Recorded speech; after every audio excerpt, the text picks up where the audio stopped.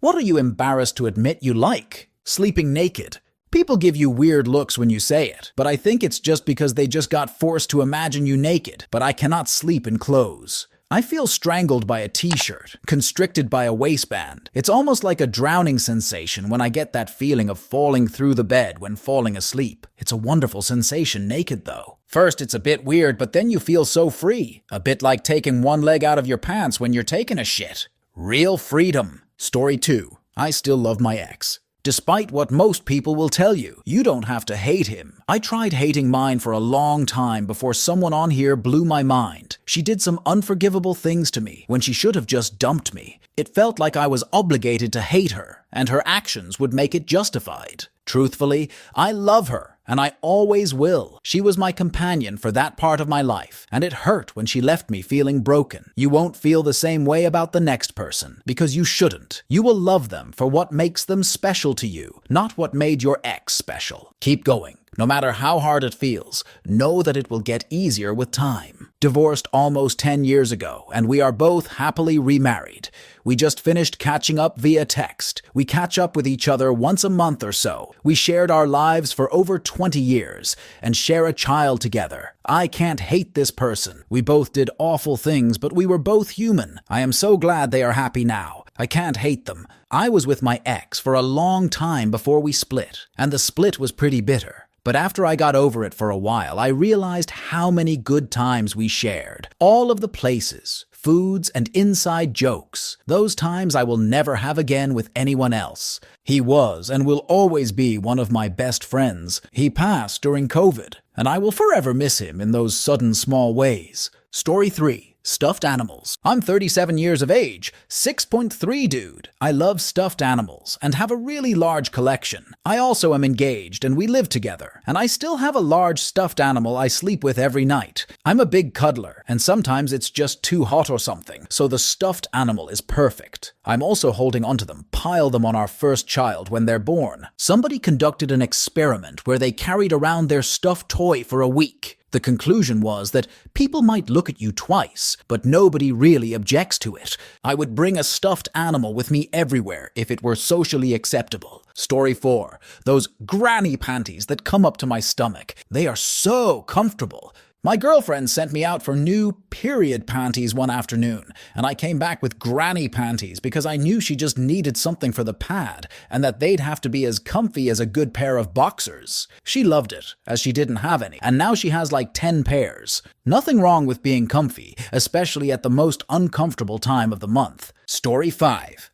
The Sub-Rosa K-pop fan. My fascination with K-pop began innocently enough with stumbling upon a music video that caught my attention. Soon I found myself diving deeper into the catchy beats, intricate choreographies, and captivating visuals that define the genre. What started as a curiosity quickly turned into an obsession that I keep carefully hidden from my professional life. While my colleagues discuss stock market trends and tax laws, I secretly immerse myself in K-pop culture. I attend concerts whenever my favorite groups come to town, often traveling to nearby cities to catch their performances. The electrifying atmosphere, synchronized dances, and enthusiastic fan chants create an unparalleled experience that fills me with excitement and joy. Back at home, my apartment tells a different story from my office cubicle. Shelves adorned with K-pop albums, posters of my bias groups hanging on the walls, and a collection of merchandise, from light sticks to limited edition photo cards, reflect my passion for the genre. Each piece holds sentimental value, reminding me of the connections and emotions that K-pop has brought into my life. I stay updated with the latest news, releases, and gossip within the K-pop community through online forums and fan communities. It's a world where I feel connected to fans across the globe who share my enthusiasm and appreciation for the music and idols that inspire us. Despite my fervor for K-pop, I keep this part of my life hidden from my professional circle. I worry that revealing my passion might lead to misconceptions about my dedication to my job, or worse, invite ridicule. So I maintain a careful balance between my professional persona and my vibrant, colorful escape into the world of K-pop, a world that brings me happiness, inspiration, and a sense of belonging that transcends the confines of my everyday responsibilities as an accountant. Story 6. I work a lot, but at heart, I'm the laziest person alive. If I could choose to never work again, I would. I never feel like I'm wasting my time when I'm just chilling and relaxing. I was unemployed for about a year in the past, and if not for the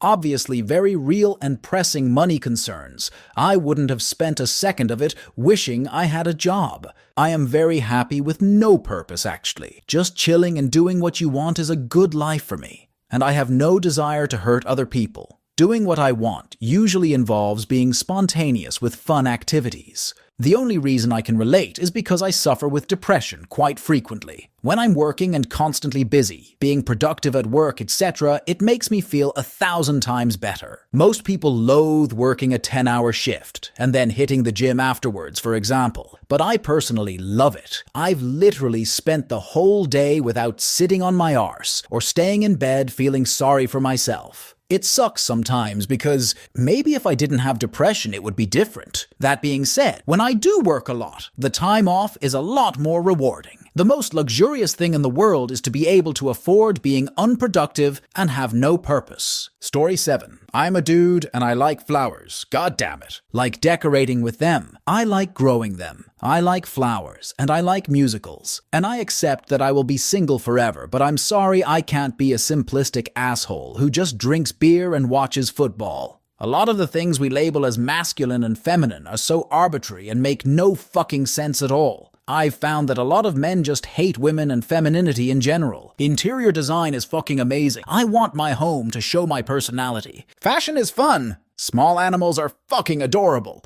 Flowers are beautiful. Why is self-expression and bright colors seen as feminine, but not when watching sweaty men play sports? To me, the most masculine thing is doing what you want, regardless of how men and women may perceive you. I hope I give that girl the ick. I hope you get uncomfortable if I take a picture of a flower near you. I hope ordering the drink that tastes good makes you cringe. These same dudes bitch about their girlfriend because they can't bear the idea of doing anything remotely feminine to bond with them. A lot of men act like participating in a traditionally feminine hobby will make them want to put on a dress, a face full of makeup, and suddenly want to fuck dudes. Story 8. I'm Mark, a successful lawyer in my mid-30s, known for my sharp intellect and serious demeanor in the courtroom. What my colleagues don't know is that outside of my legal career, I have a hidden passion for building intricate Lego models. It all started when I received a small Lego set as a gift from a friend on my birthday a few years ago. At first, it was just a casual way to unwind after long days at the office, but soon it turned into something much more. On weekends, while others might be out socializing or relaxing, I retreat to my dedicated Lego room at home. There, surrounded by shelves filled with colorful bricks and instruction manuals, I lose myself in the meticulous construction of replicas of famous landmarks and spacecraft. The satisfaction of piecing together each tiny block and seeing a complex structure come to life piece by piece is immensely gratifying. Despite my love for Lego, I've always felt a pang of embarrassment admitting it to my colleagues. In the cutthroat world of law, where perceptions of professionalism and seriousness can make or break reputations, I worry that my hobby might be seen as frivolous or immature. Only my closest friends know about my secret passion, and they often tease me affectionately about my inner child whenever they visit and see the elaborate Lego creations adorning my shelves. Yet, despite the teasing, their support means a lot to me. They understand that this hobby is my escape, a way to tap into creativity and patience that complements the intensity of my legal work. Sometimes I catch myself daydreaming about a future where I could openly share my Lego passion without fear of judgment, perhaps even inspiring others to rediscover their own childhood joys. For now, though, I continue to indulge in my Lego building quietly, finding solace in the quiet hours spent meticulously assembling bricks and allowing my imagination to soar beyond the confines of legal briefs and courtroom dramas. Story 9. I am not of the age demographic to love Billy Joel's music as much as I do. Sometimes I just get in a mood, and my girlfriend will find me jamming to Billy Joel's greatest hits. I find his writing style so unique compared to the group he gets lumped in with. The call and response of "it's still rock and roll to me" is enjoyable in a way that I can't quantify. Oh, good lord, that song, "Turn the Lights Back On." Jesus, it gets me every time I hear it. Don't even get me started on how amazing the music video is. What an amazing artist Billy Joel still is and has been for decades. I'm in my early 20s and I like Billy Joel. My mom thinks it's great. My dad thinks I have no taste, LOL. And I know probably every word to every song he ever released. I've sung so many times in the car that my kid knows all those songs too. Billy Joel is timeless. Story 10. I'm a 27-year-old project manager at a bustling tech firm. My days are filled with back-to-back meetings,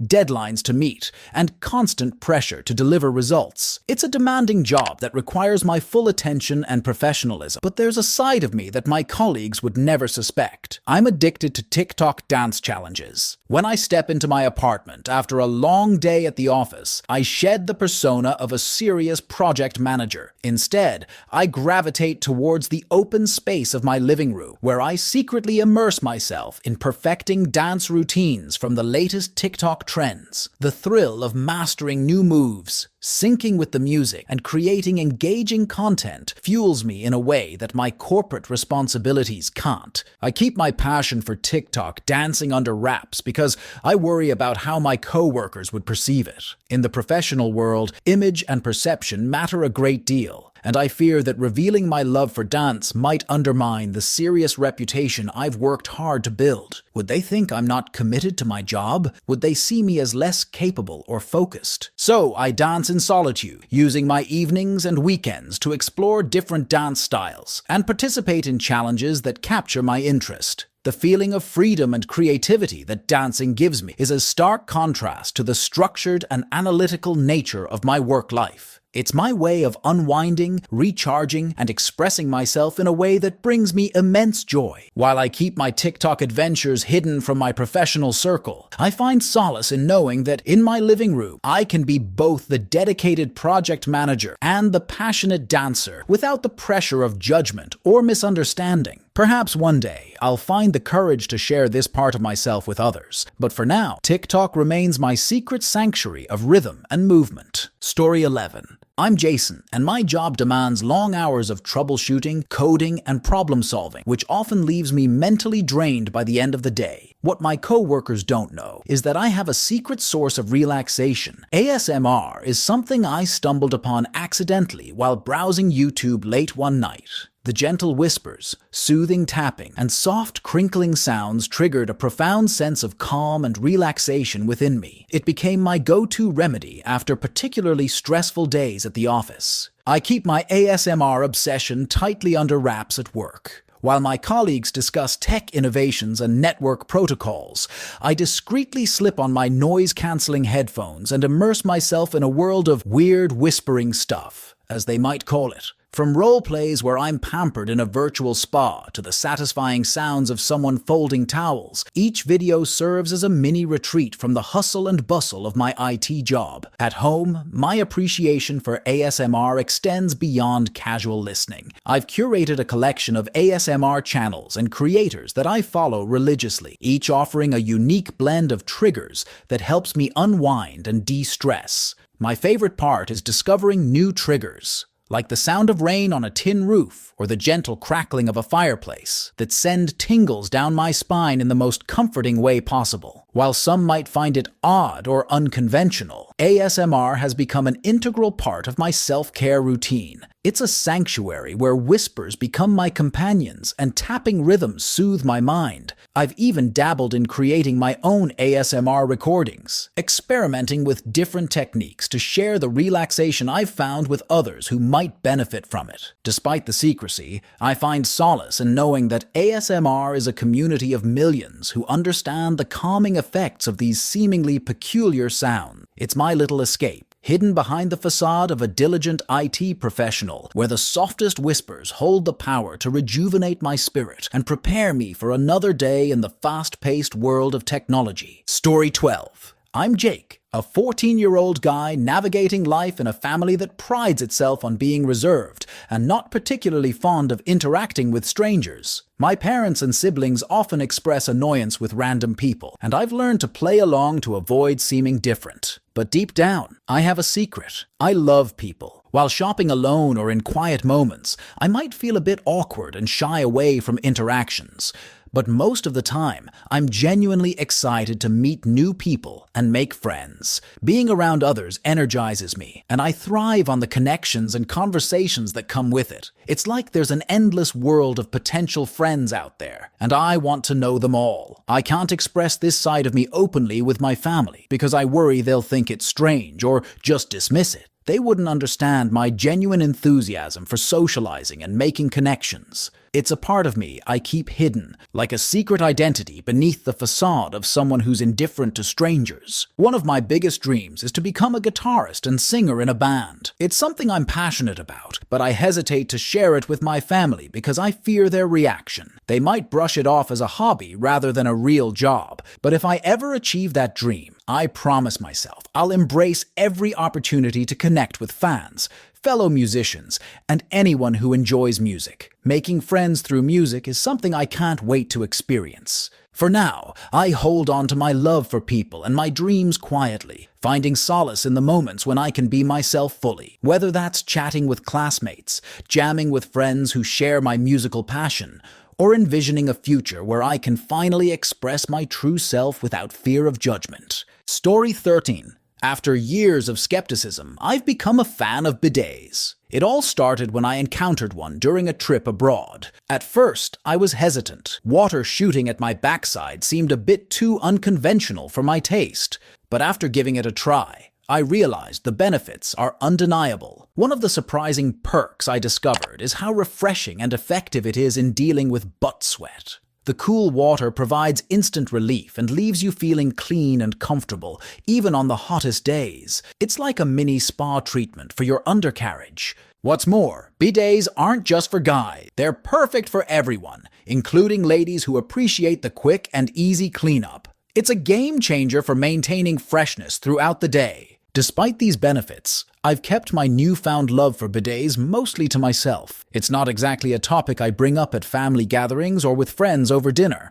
The idea of discussing bathroom habits can be a bit taboo. But secretly, I'm a bidet advocate, silently championing its practicality and efficiency to anyone who might benefit from a cleaner, more comfortable bathroom experience. So, here's to bidets, a quirky preference that has unexpectedly made a significant difference in my daily routine. It's a small adjustment that has left me wondering why I waited so long to embrace the joy of a well-aimed spritz and a hassle-free drying off. Story 40. I'm not embarrassed to admit it now, but as a straight guy, I used to feel awkward about using women's hygiene and skincare products. Even though I'm a straight guy, it started when I discovered that many women's products were more effective than those marketed to men. From moisturizers to body washes, they seemed to leave my skin feeling softer and looking healthier. Over time, I realized I wasn't alone in this preference. Some women even complimented how good these products smelled or how well they worked. It became a bit of a confidence boost, knowing that taking care of my skin with products that suited me also impressed others. Despite the initial hesitation, I've embraced the idea that quality and effectiveness matter more than gender-specific marketing. Whether it's a subtly scented body lotion or a gentle facial cleanser, these products have become staples in my daily routine. They've helped me feel more confident in my appearance and comfortable in my own skin. Nowadays, I don't hesitate to pick up what works best for me, regardless of who the product is marketed to. It's all about finding what makes me feel good and enhances my overall well-being, even if it's a bit unconventional in the eyes of traditional gender norms. Story 15. I'm not afraid to tell PPL I like cartoons in general, but I'm aware of the reputation MLP has because of its questionable and often disturbing fan base, so I keep this to myself. I have a chaotic and stressful life, and it's the only thing that calms me. I watched it with my girls growing up. That shit is funny. I mean, they even snuck in references from Seven, Pulp Fiction, etc. My girls never understood why I was laughing so hard, but damn, was that not an amazing time to spend with them. Story 16. I appreciate the natural smell of my girlfriend after she works out. It's not something I talk about openly, but there's something strangely alluring about the way her scent changes during and after exercise. It's like a mix of sweat and pheromones that's uniquely hers. At first, I was surprised by how appealing I found it. It's not the perfumed, artificial scent of beauty products, but a raw, primal aroma that's somehow comforting and intimate. It's a reminder of her physical exertion and dedication to staying healthy, which I find attractive. I've never really mentioned it to her because I'm not sure how she would react. It's one of those things I quietly appreciate, like a secret pleasure I have when she comes home from the gym or a run. There's a certain closeness in being able to enjoy something so natural and personal about her, even if it's unconventional compared to what society might expect. It's just one of those quirky things that adds to the layers of our relationship, something I cherish in my own way without needing to explain or justify. Story 17. Reading about serial killers, natural disasters, plane crashes, and terror attacks has always fascinated me. It's not that I enjoy the tragedies themselves, but rather I'm drawn to understanding the complexities of human behavior and the intense emotions that accompany such events. There's a strange allure in trying to put myself in those situations, to imagine what those involved were thinking and feeling. It's a way of exploring the depths of human psyche and the spectrum of human experiences, both heroic and horrifying. When a breaking news story unfolds about a disaster or an attack, I find myself immersed in every detail. I want to know the timeline of events, study the maps and diagrams, and watch every available footage to piece together the sequence of events. It's like solving a puzzle that reveals insights into human resilience, vulnerability, and sometimes darkness. It might seem morbid to some, but for me, it's about desensitization in a way of grappling with the harsh realities of life and trying to comprehend the incomprehensible. It's about confronting the extremes of human behavior and the unpredictable nature of existence. Interestingly, amidst the tragedy, there are stories of remarkable bravery and heroism. Reading about pilots who courageously fought to save their passengers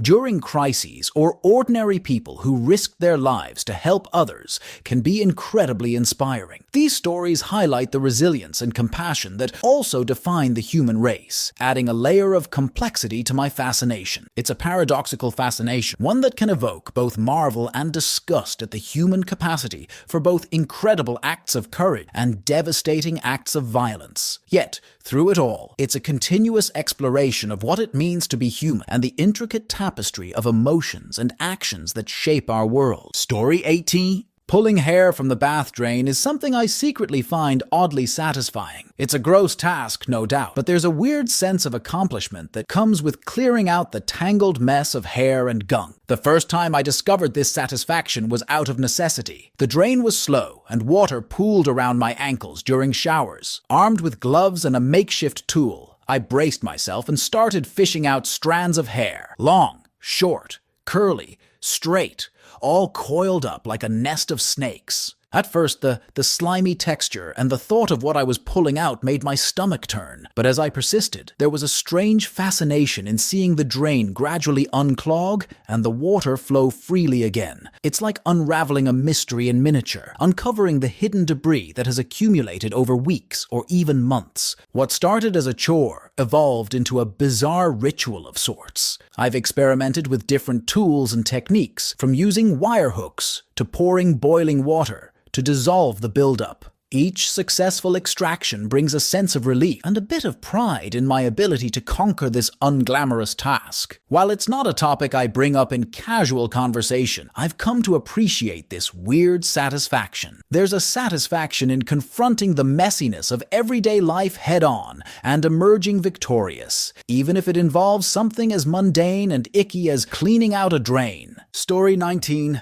I'm a guy who has a deep love for Sailor Moon. Ever since I discovered the anime and its empowering themes of friendship, love, and justice, it's captured my imagination like nothing else. But it's not something I share openly in my daily life. I've encountered judgment and raised eyebrows from others, especially women, who find it strange that a guy would be so into a girls' show. It's led me to keep my enthusiasm for Sailor Moon strictly to myself, hidden away from potential ridicule or misunderstanding. Yet, my passion for Sailor Moon runs deep. I admire the characters' courage and the way they confront challenges with compassion and strength. The intricate storyline and vibrant animation continue to captivate me, offering both nostalgia and a sense of wonder. In my private moments, I indulge in collecting Sailor Moon memorabilia, figurines, posters, and even rare merchandise that I carefully curate.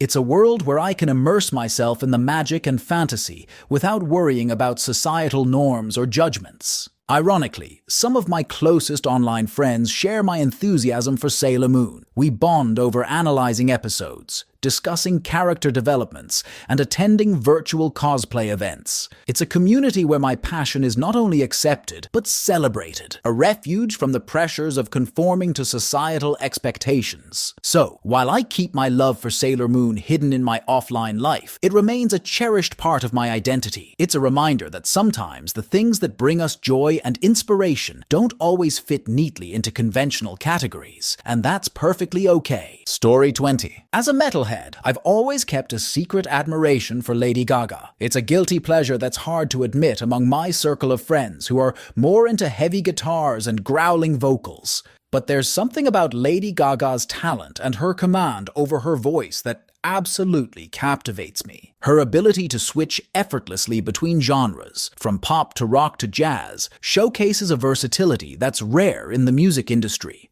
The way she infuses passion and emotion into her performances, coupled with her powerful vocals, leaves me in awe every time I listen to her songs. I first became a fan after watching one of her live performances, where she belted out notes with such authority and precision that it sent chills down my spine. It wasn't just about the catchy tunes or the elaborate costume. It was about the sheer artistry and dedication to her craft. Admitting my love for Lady Gaga often feels like confessing a secret sin. I've even found myself secretly enjoying other artists whose music might not align with the typical metalhead image. Yet Lady Gaga stands out as the pinnacle of my guilty pleasures. Despite my outward persona as a metal enthusiast, I've secretly followed Lady Gaga's career milestones and eagerly awaited her new releases. Her ability to push boundaries in both music and fashion challenges my own perceptions of what it means to be a fan of heavy music. So, while I keep my admiration for Lady Gaga under wraps,